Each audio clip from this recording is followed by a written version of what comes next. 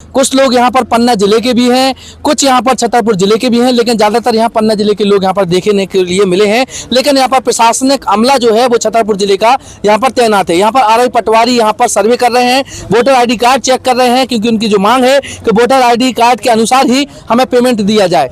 हमारे साथ एसडीएम महोदय, अनुविभागीय अधिकारी बिजावर के मौजूद हैं, विजय द्विवेदी जी, उनसे हम बात करेंगे इस पूरे मसले को लेकर कि आखिरकार ये धरने पर क्यों बैठे हुए हैं। जी सर, ये कुछ चीज़ें ऐसी हैं जो मिसकंसेप्शन हो गया है कि जो व्यक्ति पात्र नहीं है या उनको तरीके से ये चीज़ें कन्वे नहीं कर पा रहे हैं लोग, और मिसगाइड्स भी हो रहे हैं। तो इस कारण से और कुछ ऐसी मांगें जो हमारी नीति के तहत स्वीकृत नहीं हैं, उस तरह की मांगें की जा रही हैं। उन्हीं मांगों को लेकर के जनरली ये लोग बैठे हुए हैं।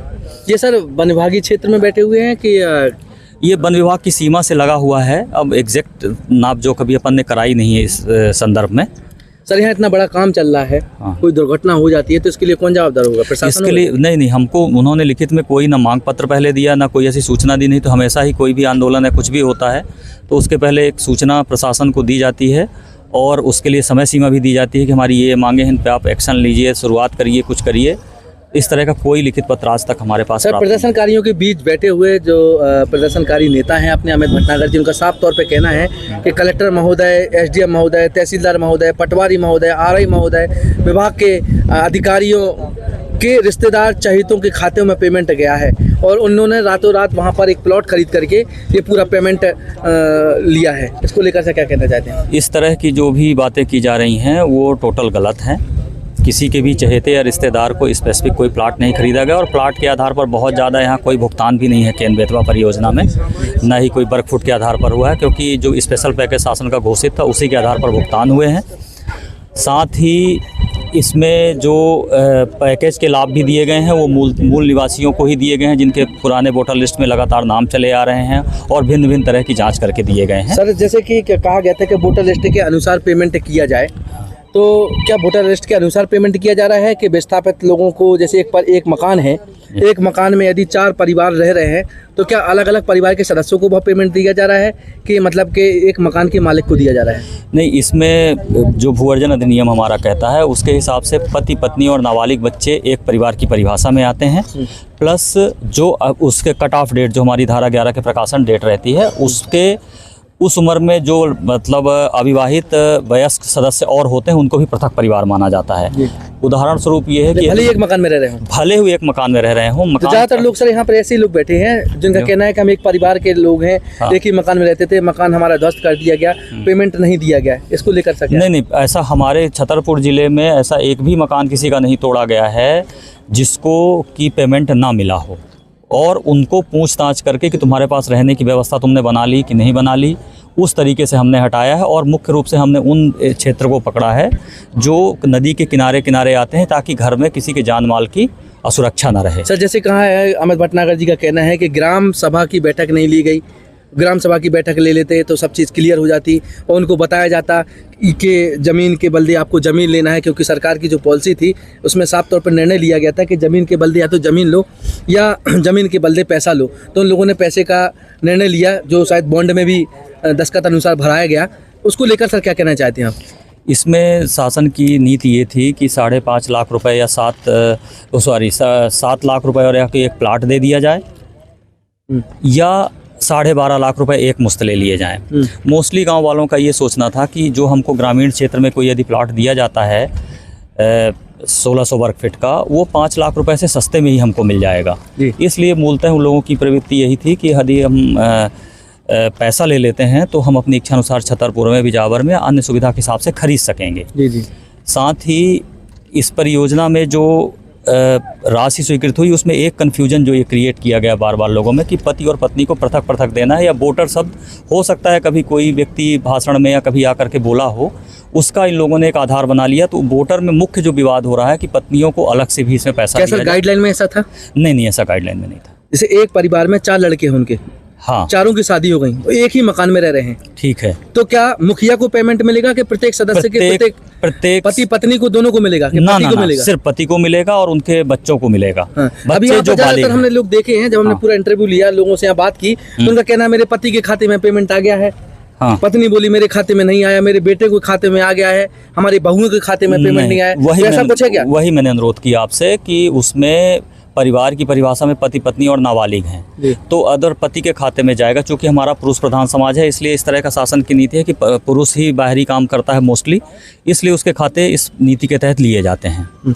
मतलब वयस्क जो 18 साल से ऊपर हाँ, वयस्क हैं उनके वयस्क। खाते में पेमेंट हाँ, आएगा, यदि कोई- लेकिन पुरुषों के खाते में आएगा, महिलाओं के नहीं। नहीं, अगर बालिग लड़की है, उस कट ऑफ डेट में वो विवाहित नहीं है जी। और बालिग लड़की है जी। तो उसके खाते में आएगा। तो चल, लेकिन यदि उनका वोटर आईडी में नाम जुड़ा है तो, किसका? जैसे लड़की है अविवाहित, विवाह हो गया उसका, तो वो और फिर लेकिन विवाह भले ही हो गया, लेकिन उसका नाम यदि उस परिवार में जुड़ा हुआ है तो क्या? लेकिन वो अपने ससुराल की निवासी हो जाती है जैसे ही, इसलिए कट ऑफ डेट को उसको बाहर इसलिए की निवासी पेमेंट मान के मिलता है। उसको लड़की को नहीं दिया जाएगा। कट ऑफ जैसे डेट ऐसे कई लोग रह गए होंगे तो उनके लिए क्या नियम? यदि कोई व्यक्ति रह गया, पात्र व्यक्ति का तो संवैधानिक अधिकार है। जी। मतलब सरकारी सिस्टम में हम लोग जैसे यदि 2000-5000 लोगों के बीच में काम करते हैं तो त्रुटियों की कोई ना कोई कहीं गुंजाइश यदि होती है तो ये जो व्यक्ति हमारी नीति के तहत है उसमें कोई भी व्यक्ति नहीं छूटेगा। इस बात के लिए हम आश्वस्त करते हैं और इस बात के लिए आंदोलन करने की किसी को जरूरत ही नहीं है।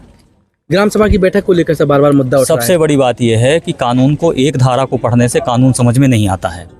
जो बृहद सिंचाई परियोजनाएं होती हैं उनमें सबसे पहले विभाग सामाजिक समाघात की रिपोर्ट बनवाता है, जी। वो धारा 4 और धारा 6 होता है। जी। तो जो सामाजिक समाघात की रिपोर्ट होती है उसकी आवश्यकता तब नहीं होती है जबकि किसी सिंचाई परियोजना के लिए पर्यावरणीय स्वीकृति ली जाए। चूँकि ये पीटीआर एरिया में बन रहा था ये डैम, इसलिए इसकी लंबे समय से मुझे लगता है पिछले 20 सालों से इसकी प्रक्रिया चल रही है और इसकी मुश्किल से पर्यावरणीय स्वीकृति हुई है। जी। तो कानून में इस बात की छूट है जी। कि यदि पर्यावरणीय स्वीकृति किसी परियोजना जो सिंचाई परियोजना है स्पेशली ली जाती है तो फिर उसमें सामाजिक समाघात और ग्राम सभा की कोई आवश्यकता नहीं। सर, एक बात सवाल हमारा ये भी है कि जैसे कि कोई गांव 4-5 साल पहले बस गया हो किसी जंगली एरिया में, और वहाँ से ये योजना निकल रही होगी, तो क्या उस योजना के तहत उनको विस्थापित हुए किसानों को वहाँ का या परिवार के सदस्यों को लाभ मिलेगा?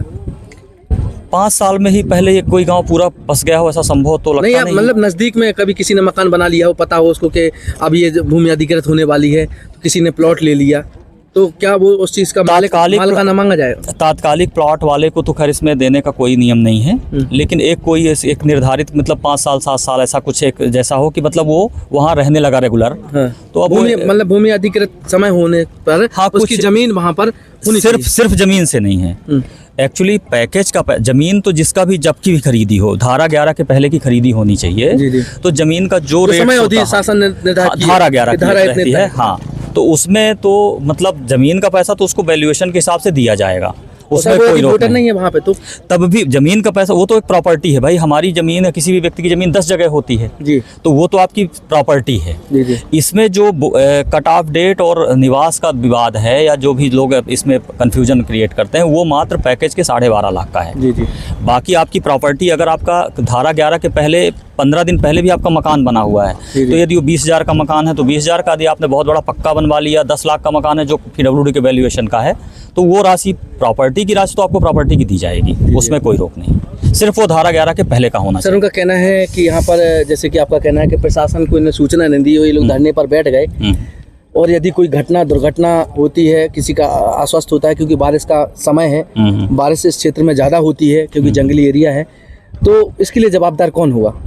भाई देखिए, इसके लिए आयोजक ही जवाबदार होंगे। जब कोई आयोजन किया जाता है तो उसके पहले उनको सुरक्षा देख के अपने आदमियों को लेके आना चाहिए, या प्रशासन से पूछते कि भाई हमको कहाँ पे बैठना चाहिए, कहाँ सुरक्षित रहेगा, तो फिर हम उनको अपना न्यायपूर्ण मांगे करने के लिए सुरक्षित स्थान बताते। यद्यपि हमने कल भी मेडिकल टीम को यहाँ भेजा आया था और अब भी बार बार हम तो अब आपके माध्यम से भी हम कहना चाह रहे हैं कि सभी व्यक्ति जो हैं वो असुरक्षित न रहें। बरसात का मौसम है, कीड़े मकोड़े निकलते हैं, तमाम तरह की चीज़ें रहती हैं, तो उसका कोई अपनी जान को जोखिम में देने की जरूरत नहीं है। प्रशासन यहाँ बैठा हुआ है, कहीं भाग नहीं रहा है। सर, यहाँ ज़्यादातर पन्ना जिले के लोग हैं, क्या पन्ना के प्रशासन को सूचना दी है कि क्या? एक बार हमने उनको बुलवाया था, वहाँ के तहसीलदार साहब लोग आकर के बैठ के इन लोगों से चर्चा किए थे। तो वहाँ की कुछ मांगे भी शासन ने अभी पूरी की हैं। पहले उनको रुंज मजगाएं परियोजना में 5 लाख रुपए मिल रहा था, अब उसको 12.5 लाख रुपए का कैबिनेट से पास होने का हमको जानकारी मिली है।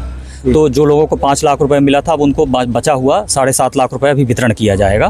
तो ये बातें भी हमने इन लोगों को बताई हैं कि चूँकि शासन धीरे धीरे आपकी बातों को सुन ही रहा है, कोई ऐसा अवॉइड तो कर नहीं रहा है, तो अपनी जान में जोखिम लगाने की जरूरत नहीं है और सब लोग अपने हिसाब से। तो ये थे SDM महोदय अनुभागीय अधिकारी बिजावर, जो जिनका कहना है कि जो 18+ हैं उनको पेमेंट मिलेगा, लेकिन उस सीमा दायरे के अंतर्गत जो नियम कानून है उसके अनुसार उनका पेमेंट होगा। पहली बात। दूसरी चीज़, ये जो लोग धरने पर बैठे हैं इनने कोई परमिशन नहीं ली है, ये धरने पर बैठे हैं, कोई जनहानि या कोई दुर्घटना होती है तो उसके लिए प्रशासन जवाबदार नहीं होगा। तीसरा पॉइंट, यहाँ पर उन्होंने नगर पालिका जो वहाँ की जो टीम है पन्ना की, उनको सूचना दे दी है। यहाँ पर आए थे, उनका कहना है कि 5 लाख रुपए से राशि बढ़ा करके 12.5 लाख रुपए राशि वहाँ के प्रशासन के द्वारा पत्रचारी के माध्यम से कराने का आश्वासन भी दिया गया है। बहुत से लोग, महिलाएं यहाँ पर ये भ्रमित है कि हमारे पति को पेमेंट मिल गया है लेकिन हमें पेमेंट क्यों नहीं मिला है। उसको भी उन्होंने एक कारण स्पष्ट किया है कि पत्नी उस परिवार के जो मुखिया है उसको पेमेंट मिलेगा, भले ही वो 18+ है, लेकिन उनकी जो मांग है कि हमें भी पेमेंट मिलना चाहिए। तो परिवार के जो सदस्य हैं 18+ हैं, उनको वह पेमेंट दिया जाएगा, चाहे वह मकान का हो या खेती योग्य ज़मीन या कृषि हो। उस प्रति एकड़ के हिसाब से, प्रति बीघा के हिसाब से पेमेंट देने का जो फैसला सरकार ने लिया है वह लेने का निर्णय उन्होंने बताया। तमाम ऐसी बातें हैं जिन बिंदुओं को लेकर बारीकी से हमने बात की, उन्होंने अपना जो सजेशन है वह भी दिया है। तो अभी हम और भी लोगों से बात करेंगे, पूछेंगे। तो ये थे अनुविभागीय अधिकारी विजय द्विवेदी जी, और हमारे साथ मौजूद थे कैमरामैन सहयोगी संतोष से भरे के साथ पेपर टाइम के लिए विनोद मिश्रा की रिपोर्ट।